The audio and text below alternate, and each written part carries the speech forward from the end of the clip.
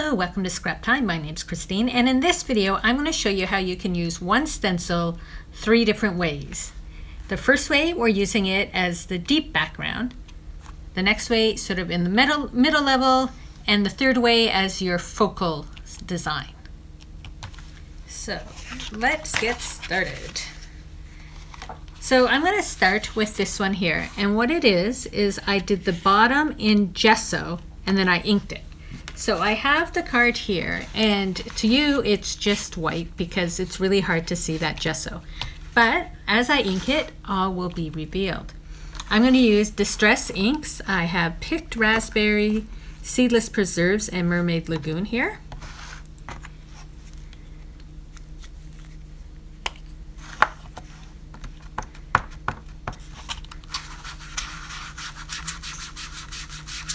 So already you're seeing the difference. So by using the stencil with gesso in the background, it just gives you a first layer to your project. As I said, it's in the deep background, and you're able to build on top of it. I'm going to add in some purple.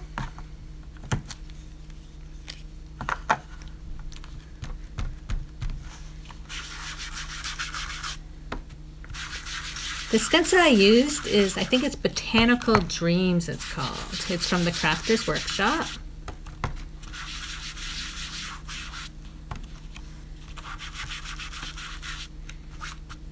I'm blending my colors, but knowing I still want to add another color, I'm leaving that space.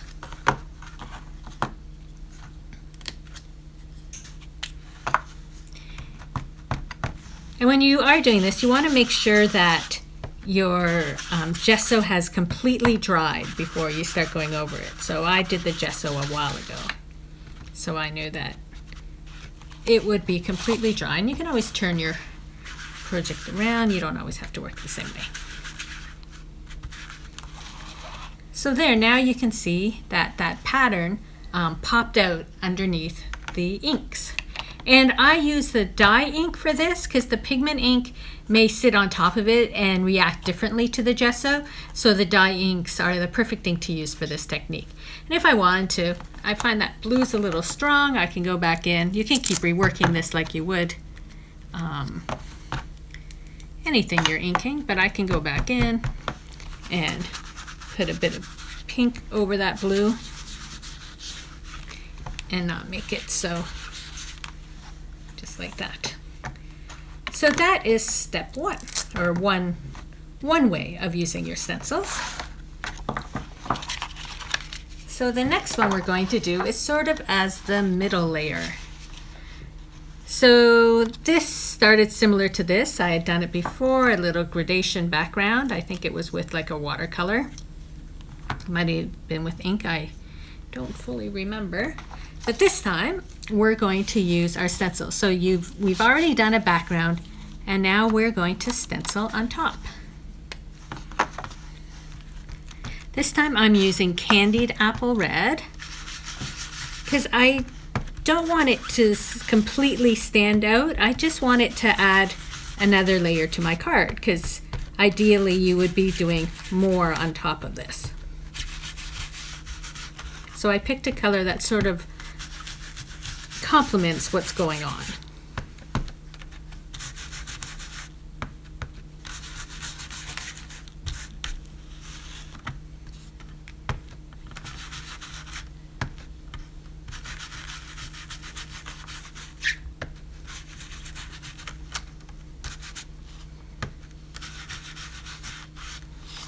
So let's see there.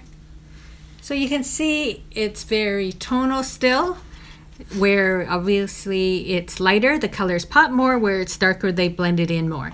So this is a way to use your stencil as another layer on your project, but you're still wanting to work more on top of it. But it gives you that sort of middle layer of texture onto your project.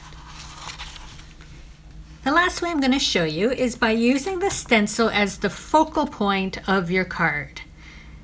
So I have a background. This is great to use when you have like crazy backgrounds. This one I think is pretty, but maybe it's gotten out of control. You don't know what to do with it. By putting a stencil with some paste over top of it, it makes that background just sort of behind the focal and pop with color. So I have my stencil here. I'm going to put it on, and this time I'm going to use a bit of tape because basically the stencil is the size of my card, so I don't want it to shift. So the purple tape I have here, again, is from Therm. It is a low tack adhesive, so you can use this right on your projects and stuff, and it's not going to remove what you've done. And even though I'm just putting it on the stencil, it will still sort of hold everything in place. Now I am using the Deco Foil Metallix gel in black ice. I showed you this gel a couple videos ago.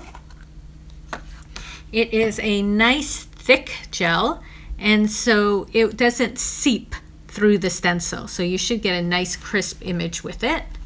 I like to use a little bit at a time, and I usually start around the middle and then work to the edges and stuff.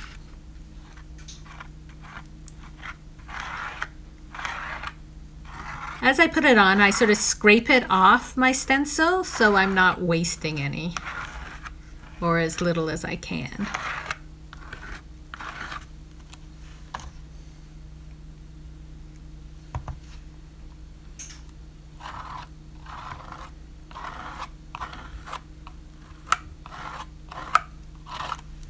Then when you have that area like that, I just take a little bit on the end and just sort of fill it in.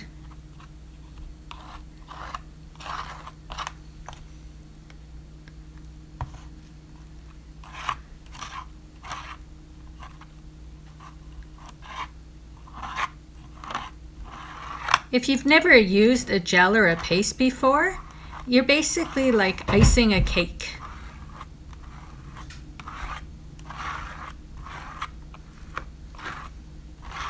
Just scraping it on through the stencil. And then we do the big reveal. Ta-da! So pretty.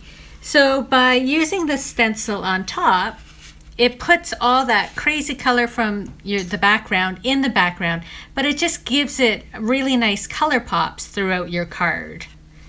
And when you're cleaning off your stencil, I like to just use a paper towel and some water, so you're not cleaning it in the sink, you're cleaning it and then just throwing it away.